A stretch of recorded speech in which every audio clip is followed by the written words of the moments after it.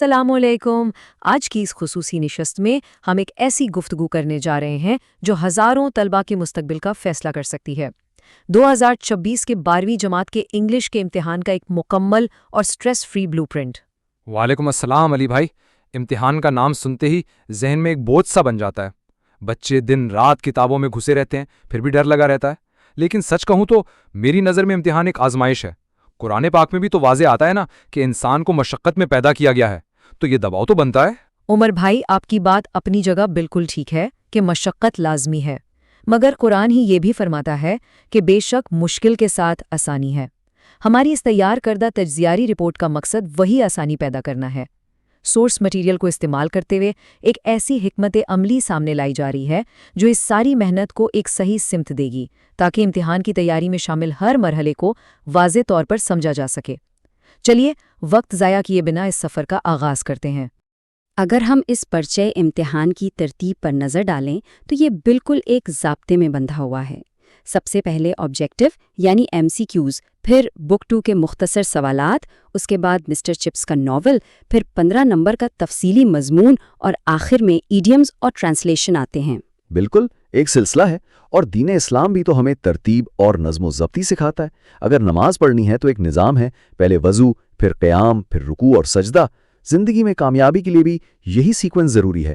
جو طالب علم اس پیپر کی ترتیب کو سمجھ گیا، اس نے آدھی جنگ تو ویسے ہی جیت لی۔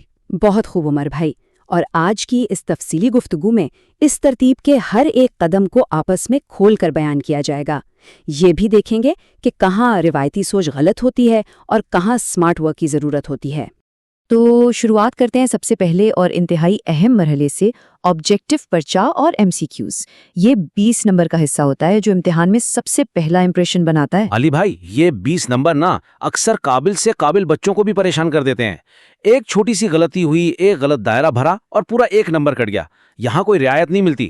میری نظر میں یہ وہ وقت ہوتا ہے جب انسان کو اپنے حواس بالکل قابو میں رکھنے ہوتے ہیں اور کسی قسم کی جلد بازی سے پرہیز کرنا ہوتا ہے۔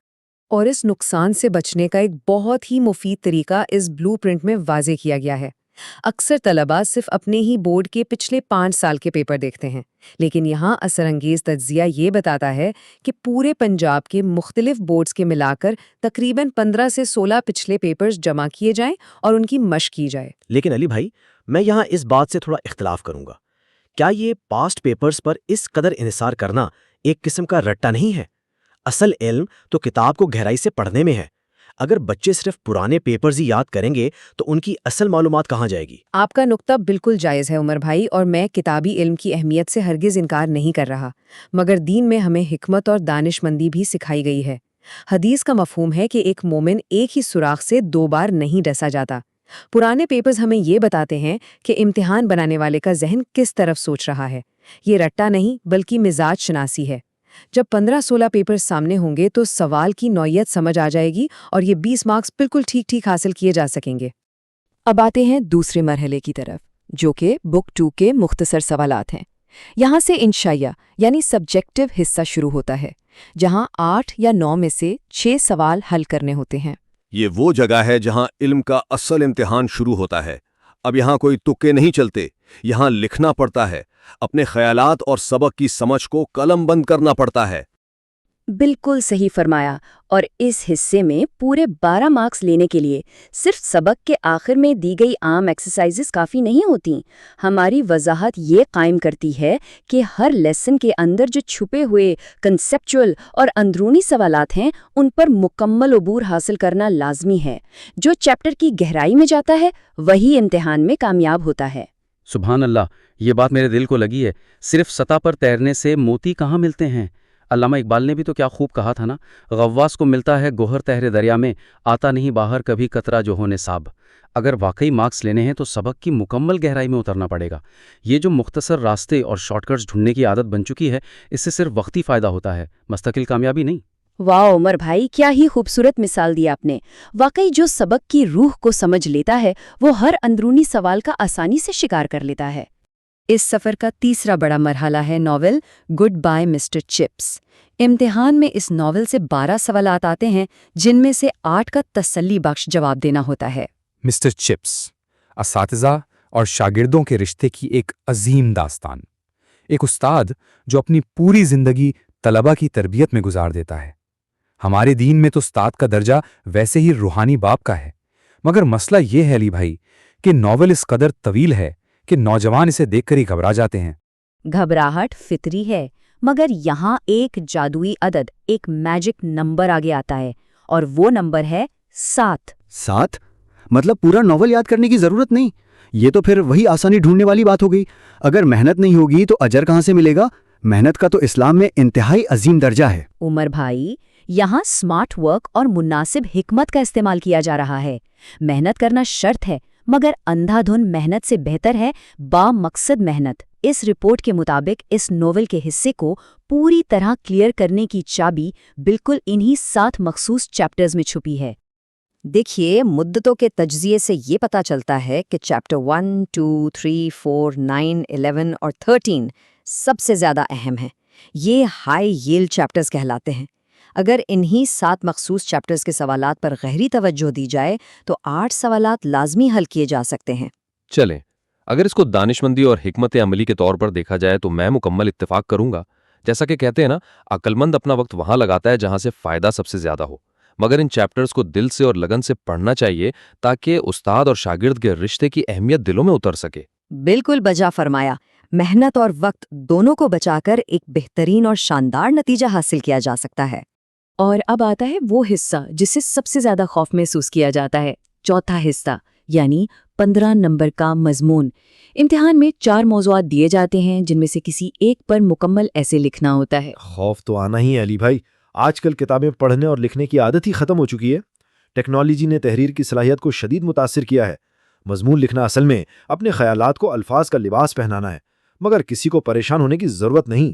ایک بار کا ایک شعر یاد آتا ہے، تندی باد مخالف سے نہ گھبرائے خواب، یہ تو چلتی ہے تجھے اونچا اڑانے کے لیے۔ یہ مضمون کا ڈر دراصل ذہنی صلاحیتوں کو نکھارنے کا ایک سنہری موقع ہے۔ یہاں ایک بہت عام اور بڑے غلط فہمی پائی جاتی ہے۔ اکثر یہ سوال سامنے آتا ہے کہ آخر کتنے صفحے بھرنے پڑیں گے؟ ہمارے زمانے میں تو یہی رواج تھا کہ جتنے صفحے لکھو گے اتنے نمبر ملیں گے۔ صفحے کالے کرنے کو ہی کامیابی سمجھا جاتا تھا تاکہ ایگزامینر پہ رعب پڑے، اور یہی وجہ ہے کہ مارکس کٹ جاتے ہیں۔ ہمارے اس واضح بلو پرنٹ کا گولڈن رول کہتا ہے کہ بلا وجہ بلائنڈ طریقے سے صفحے بھرنے سے نمبر نہیں ملتے۔ ایک معیاری ایسے 300 سے 450 الفاظ پر مشتمل ہونا چاہیے۔ یہ پورے نمبر لینے کا ایک پرفیکٹ سویٹ سپاٹ ہے۔ اگر ہینڈ رائٹنگ اچھی ہو اور خیالات عمدہ ہوں تو یہی کافی ہے۔ ہمارے دین میں بھی تو احسان کا حکم ہے نا، کہ جو بھی کام کیا جائے اسے بہترین اور خوبصورت انداز میں کیا جائے۔ بہت عمدہ پوائنٹ ہے۔ حدیث مبارکہ کا مفہوم بھی ہے کہ اللہ اس عمل کو پسند کرتا ہے جو انتہائی خوش اسلوبی اور تسلی سے مکمل کیا گیا ہو۔ مقدار سے زیادہ معیار یعنی کوالٹی ضروری ہے۔ فضول باتیں لکھنے سے بہتر ہے کہ مختصر اور جامع لکھا جائے۔ مشہور قول ہے، کم سخن پر حکمت۔ اور اس مضمون کی تیاری کی الجھن کو ختم کرنے کے لیے ہمارے پاس 13 سب سے زیادہ ہائیلی پریڈکٹڈ ٹاپکس کی فہرست ہے، جنہیں 2 حصوں میں ویژولی کیٹیگرائز کیا گیا ہے۔ ایک طرف پرسنل اینڈ اسٹوڈنٹ لائف کے ٹاپکس ہیں، جیسے مائی فرسٹ یا last day at college, aim in life اور فیوریٹ پرسنالٹی۔ اور دوسری طرف سوشل ایشوز اینڈ ٹیک کے موضوعات ہیں، جیسے سوشل میڈیا کی اہمیت، انرجی کرائسس اور ویمن ایمپاورمنٹ۔ سبحان اللہ، یہ تقسیم تو واقعی مسئلہ آسان کر رہی ہے۔ ایک مسلمان ہونے کے ناطے ہماری 2 ہی تو بنیادی ذمہ داریاں ہیں، ایک ہماری ذاتی زندگی اور دوسرا ہمارے معاشرے کے حقوق۔ ان دونوں پہلوؤں پر سوچنا شروع کر دیا جائے تو مضمون لکھنا بائیں ہاتھ کا کھیل بن جاتا ہے۔ ٹھیک فرمایا۔ اس طرح تقسیم کرنے سے تیاری واسٹلی مینیجبل اور آسان معلوم ہوتی ہے۔ اب سفر کے آخری حصے کی طرف آتے ہیں، 5واں اور آخری مرحلہ، ایڈیمز یعنی محاورات، اور وہ انتہائی اہم اردو سے انگلش ٹرانسلیشن پیراگراف۔ اگر محاورے کسی بھی زبان کا حسن ہوتے ہیں اور ان میں بڑی گہرائی چھپی ہوتی ہے، لیکن انگلش ایڈیمز چونکہ ہماری مادری زبان نہیں، اس لیے انہیں سمجھنا تھوڑا کٹھن ضرور محسوس ہوتا ہے۔ اس کٹھنائی کا حل بھی انتہائی سادہ ہے۔ 10 مارکس کے اس ایڈیم سیکشن کے لیے 8 میں سے 5 محاورے اٹیمپٹ کرنے ہوتے ہیں۔ اگر صرف ان ایڈیمز پر توجہ دی جائے جو کمبائنڈ پاسٹ پیپرز میں ہسٹوریکلی سب سے زیادہ ریپیٹ ہوئے ہیں تو مارکیٹ کی موٹی کتابیں پڑھنے کی ضرورت پیش نہیں آتی۔ پھر سے پاس پیپرز؟ مگر چلیں، اس بار میں اس تجزیے سے مکمل متفق ہوں۔ تاریخ اور تجربہ ہمیشہ آگے کا راستہ دکھاتے ہیں۔ سب کچھ بے ترتیب پڑھنے سے بہتر ہے کہ تجزیہ کر کے اہم چیزوں پر فوکس کیا جائے۔ اور اب بات کرتے ہیں اس حصے کی جو نہ صرف مارکس دیتا ہے بلکہ ثقافت کی عکاسی بھی کرتا ہے۔ 15 نمبر کی ٹرانسلیشن۔ 16-17 ایسے پریڈکٹڈ پیراگرافز ہیں جو انتہائی اہم ہیں۔ ان میں عبدالستار ایدی صاحب کی خدمت، علامہ اقبال، اردو زبان کی اہمیت، گاؤں کی زندگی کے فوائد اور دنیا کے مذاہب میں خدا کا تصور جیسے تھیمز شامل ہیں۔ ایزی صاحب اور علامہ اقبال یہ صرف امتحان کے موضوعات نہیں ہیں، یہ ہمارے کردار کی تعمیر ہیں۔ جب کوئی بچہ ایدی صاحب کی بے لوث خدمت کے بارے میں انگلش میں ترجمہ کرتا ہے تو اس کے اندر ایک جذبہ بیدار ہوتا ہے۔ ایک مبارک حدیث کا مفہوم بھی تو یہی ہے کہ تم میں سے بہترین وہ ہے جو دوسروں کو فائدہ پہنچائے، اور جب علامہ اقبال کی فکر کا ترجمہ ہوتا ہے تو حقیقت میں نوجوان اپنا خون گرما رہے ہوتے ہیں۔ بے شک عمر بھائی، لیکن یہاں ایک انتہائی نازک ہدایت بھی دی گئی ہے۔ ہمارے تجزیے میں واضح لکھا ہے کہ ہمیشہ موجودہ حالات یعنی کرنٹ افیئرز سے متعلق پیراگرافز ضرور تیار کریں۔ ایگزامینرز اکثر دہشت گردی یا انتخابات پر اٹھنے والے مباحث جیسے سوسائٹی کے چلتے ہوئے مدعوں پر پیراگرافز دیتے ہیں۔ ان کرنٹ ایونٹس کو نظر انداز کرنا بڑی غلطی ہوگی۔ یہ انتہائی گہرا نقطہ ہے۔ ایک سچا مومن اپنی آنکھیں بند کر کے دنیا میں نہیں جیتا، اس کو اپنے ارد گرد کے حالات کا مکمل علم ہونا چاہیے۔ ہماری سوسائٹی میں جو چل رہا ہے، اگر وہی چیز ذہن میں واضح نہیں ہوگی تو آگے چل کر ملک کی رہنمائی کیسے ہوگی؟ اگر ہم ان کرنٹ ٹاپک سے دور رہیں گے تو ہم خود کو حقیقت سے دور کر لیں گے۔ تو عمر بھائی، اس سارے تجزیے کے بعد اب جبکہ 2026 کے انگلش امتحان کا پورا کرونالوجیکل روڈ میپ اور بلو پرنٹ بالکل واضح ہو چکا ہے، اصل سوال یہ ہے کہ اس اسٹریٹجی کو حقیقت میں بدلنے کے لیے پہلا قدم کیا اٹھایا جائے گا؟ کیا پاسٹ پیپرز جمع کرنے شروع ہوں گے یا ناول کے ان 7 چیپٹرز کی طرف رخ کیا جائے گا؟ علی بھائی، علم کا ہونا کافی نہیں، اس پر عمل کرنا ہی اصل شرط ہے۔ ایک عظیم شعر یہاں یاد آتا ہے، ستاروں سے آگے جہاں اور بھی ہیں، ابھی عشق کے امتحان اور بھی ہیں۔ طلبہ کو چاہیے کہ اپنے اندر اس جذبے کو بیدار کریں۔ صرف بلو پرنٹ سن لینا کافی نہیں ہے۔ جب تک خود قلم نہیں اٹھایا جائے گا اور محنت کی آگ میں خود کو نہیں تپایا جائے گا، منزل کا ملنا ناممکن ہے۔ سبحان اللہ، بہت عمدہ پیغام۔ اصل کامیابی آگے بڑھنے اور آج ہی سے ایکشن لینے میں چھپی ہے۔ اس جذباتی اور فکر انگیز تجزیے میں شاملیت کا بے حد شکریہ۔ محنت اور حکمت کا دامن تھامے رکھیں اور کامیابی کی طرف قدم بڑھائیں۔ اللہ نگہبان۔